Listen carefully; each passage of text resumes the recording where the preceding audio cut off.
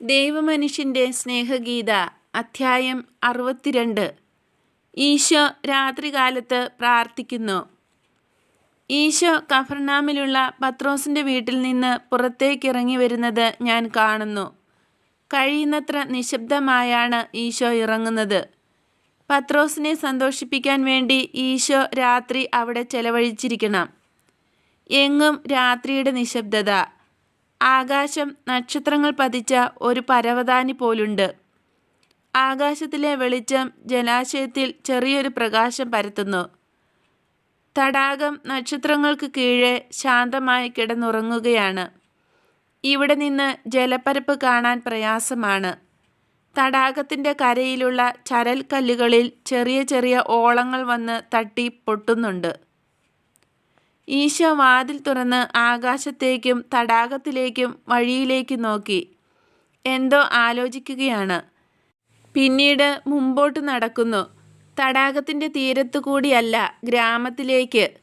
ഗ്രാമത്തിൻ്റെ ഒരു ഭാഗം മുറിച്ച് തുറസായി കിടക്കുന്ന പുരയിടങ്ങളിലേക്ക് പോകുന്നു. ഒരു മലഞ്ചെരുവിൽ നട്ടുവളർത്തിയിട്ടുള്ള ഒലിവ് വൃക്ഷങ്ങൾ നോക്കിയാണ് പോകുന്നത്. അങ്ങോട്ട് പോകാൻ വീതി കുറഞ്ഞ ഒരു നടപ്പാതയുണ്ട്. ഒലിവ് തോട്ടത്തിലെ പ്രശാന്തതയിലും നിശബ്ദതയിലും പ്രവേശിച്ച ഈശോ നിലത്ത് കുമ്പിട്ട് പ്രാർത്ഥിക്കുന്നു. തീഷ്ണതയോടു കൂടിയുള്ള പ്രാർത്ഥന. കുറേ നേരം മുട്ടുകുത്തി പ്രാർത്ഥിച്ചിട്ട് ഈശോ എഴുന്നേറ്റ് നിൽക്കുന്നു. പ്രാർത്ഥന കൊണ്ട് ശക്തി പ്രാപിച്ചതുപോലെ തോന്നി. മുഖം ആകാശത്തേക്ക് ഉയർത്തിപ്പിടിച്ചിരിക്കുകയാണ്. ആ മുഖത്ത് ആത്മീയതയുടെ വെളിച്ചമുണ്ട്. വേനൽക്കാലത്തെ സൂര്യോദയം ആസന്നമായി. ഉദയസൂര്യൻ്റെ ആദ്യ കിരണങ്ങൾ ആ മുഖത്തെ കൂടുതൽ പ്രകാശമാനമാക്കുന്നു. ഇപ്പോൾ പുഞ്ചിരിച്ചുകൊണ്ടാണ് ഈശോ പ്രാർത്ഥിക്കുന്നത്. നേരത്തെ പ്രാർത്ഥിച്ചപ്പോൾ നെടുവീർപ്പിട്ടിരുന്നു. മാനസികമായ എന്തോ ദുഃഖം ഈശോയ്ക്കുണ്ടായിരുന്നിരിക്കാം. ഈശോ കൈകൾ പൂർണ്ണമായും വിരിച്ചു പിടിച്ചിരിക്കുന്നു. ജീവനുള്ളതും അലൗകികവുമായ പൊക്കമുള്ള ഒരു കുരിശു പോലുണ്ട്. ആ മുഖഭാവം അതീവ ശാന്തമാണ്. ആ പ്രദേശം മുഴുവനെയും, ഉഷസ്സിനെയും, മറഞ്ഞു പോകുന്ന ജലാശയത്തെയും എല്ലാത്തിനെയും അനുഗ്രഹിക്കുന്നത് പോലെയാണ് ഈശോയുടെ നിൽപ്പ്. ഗുരു, ഞങ്ങൾ അങ്ങയെ എവിടെയെല്ലാം തിരക്കി. ഞങ്ങൾ മീൻ പിടിച്ചിട്ട് മടങ്ങി വന്നപ്പോൾ കതക് തുറന്നിരിക്കുന്നത് കണ്ടു. അങ്ങ് പുറത്തേക്ക് പോയി എന്ന് കരുതി. എന്നാൽ അവിടെ എങ്ങും നോക്കിയിട്ട് കണ്ടില്ല. അവസാനം ചന്തയിലേക്ക് കൊണ്ടുപോകാൻ കുട്ടകൾ നിറച്ചുകൊണ്ടിരുന്ന ഒരു കൃഷിക്കാരനാണ് ഞങ്ങളോട് വിവരം പറഞ്ഞത്. ഞങ്ങൾ ഈശോയെ ഈശോയെ എന്ന് വിളിച്ചുകൊണ്ടാണ് നടന്നത്. അപ്പോൾ അയാൾ ചോദിച്ചു, ജനക്കൂട്ടത്തോട് പ്രസംഗിക്കുന്ന ആ റബ്ബിയെയാണോ നിങ്ങൾ അന്വേഷിക്കുന്നത്? അദ്ദേഹം മലയിലേക്ക് പോകുന്ന ഈ വഴിയിലൂടെയാണ് പോയത്. മിക്കായുടെ ഒലിവ് തോട്ടത്തിൽ കാണും. അദ്ദേഹം കൂടെ അവിടെ പോകാറുണ്ട്. അവിടെ വച്ച് ഇതിനു മുമ്പും ഞാൻ അദ്ദേഹത്തെ കണ്ടിട്ടുണ്ട്. അയാൾ പറഞ്ഞത് ശരിയായിരുന്നു. ഗുരു, അങ്ങ് എന്താണ് ഇത്ര നേരത്തെ പുറത്തേക്ക് പോന്നത്? അങ്ങ് എന്തുകൊണ്ട് വിശ്രമിച്ചില്ല? കിടക്ക അത്ര സുഖമുള്ളതായിരുന്നിരിക്കില്ല. പത്രോസേ, അങ്ങനെയല്ല. നല്ല സുഖമുള്ള കിടക്ക, മനോഹരമായ മുറി. ഏകാന്തതയിൽ ഇരുന്ന് പ്രാർത്ഥിക്കുക ഞാൻ കൂടെ ചെയ്യാറുള്ളതാണ്. എൻ്റെ ആത്മവീര്യം ഉയർത്തുന്നതിനും പിതാവുമായി ഐക്യം പ്രാപിക്കുന്നതിനും ഇതാവശ്യമാണ്. തനിക്ക് വേണ്ടിയും മറ്റുള്ളവർക്ക് വേണ്ടിയും ശക്തി ആർജിക്കുന്നത് പ്രാർത്ഥനയിലൂടെയാണ്. നാം എല്ലാം നേടുന്നത് പ്രാർത്ഥന വഴിയാണ്. പ്രാർത്ഥന കൊണ്ട് കാര്യസാധ്യം ഉണ്ടായില്ലെങ്കിൽ തന്നെ അത് നമുക്ക് മനസ്സമാധാനവും സംതൃപ്തിയും നൽകും. നീതിയുടെ പാത കൈവെടിയാതെ പലതും സഹിക്കാനുള്ള ശക്തി പ്രാർത്ഥന നൽകുന്നു. ഉദ്ദിഷ്ടകാര്യം സാധിക്കാനുള്ള പ്രാർത്ഥന ദൈവം എപ്പോഴും കേട്ടു എന്ന് വരില്ല. അത് ദൈവത്തിന് നമ്മോട് സ്നേഹമില്ലാത്തതുകൊണ്ടല്ല.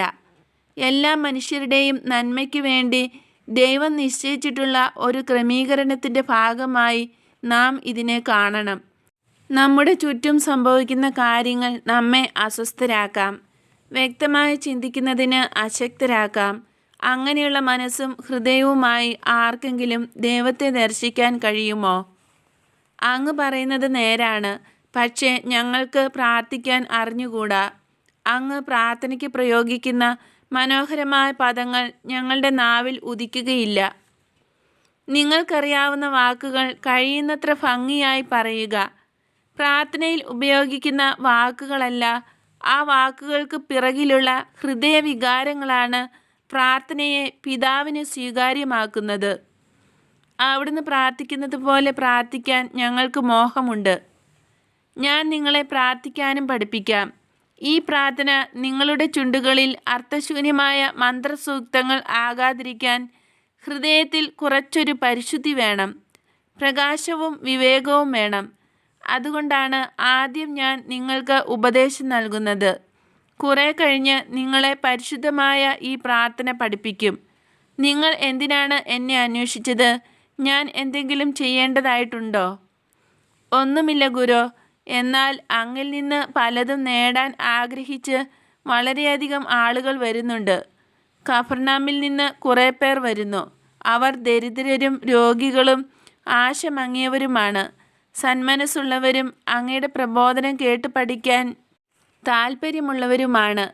അങ്ങയെപ്പറ്റി അവർ അന്വേഷിച്ചപ്പോൾ ഞങ്ങൾ പറഞ്ഞു, ഗുരു ക്ഷീണിച്ച് കിടന്നുറങ്ങുകയാണ്.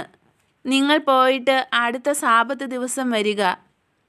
നീ അങ്ങനെ പറയരുത്. ആഴ്ചയിൽ ഒരു ദിവസം മാത്രം കരുണ കാട്ടിയാൽ പോരാ. ആഴ്ചയിലെ ഓരോ ദിവസവും ഞാൻ സ്നേഹവും വെളിച്ചവും ആരോഗ്യവും ആകുന്നു.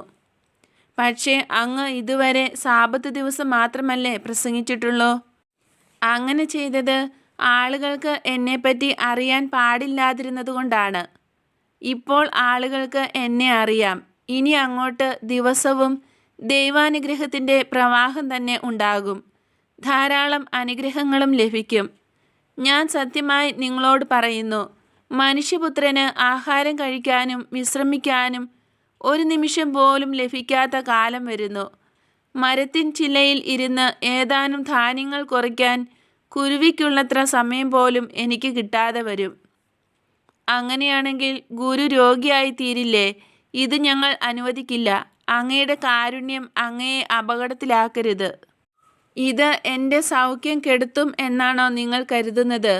ലോകം മുഴുവൻ എൻ്റെ വാക്കുകൾ ശ്രവിക്കാൻ വന്നാൽ അവരുടെ പാപങ്ങൾ ഏറ്റുപറഞ്ഞ് എൻ്റെ നെഞ്ചിൽ ചാരി വിലപിക്കാൻ തയ്യാറായാൽ, ആത്മാവിൻ്റെയും ശരീരത്തിൻ്റെയും വ്യാധികൾ മാറ്റാൻ എൻ്റെ അടുത്ത് വന്നാൽ, പ്രസംഗിച്ചും പാപമോചനം നൽകിയും അത്ഭുതങ്ങൾ പ്രവർത്തിച്ചും തളർന്നു വീണാൽ കൂടി ഞാൻ അത്യധികം സന്തോഷവാനായിരിക്കും.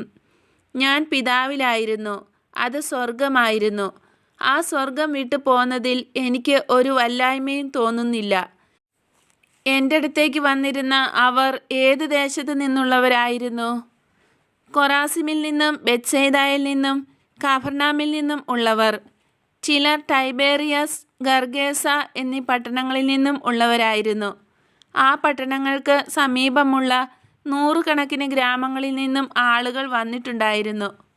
ഞാൻ കൊറാസിമിലും ബെത്സൈദായിലും അതിനടുത്തുള്ള ഗ്രാമങ്ങളിലും ചെല്ലുമെന്ന് അവരോട് പോയി പറയൂ.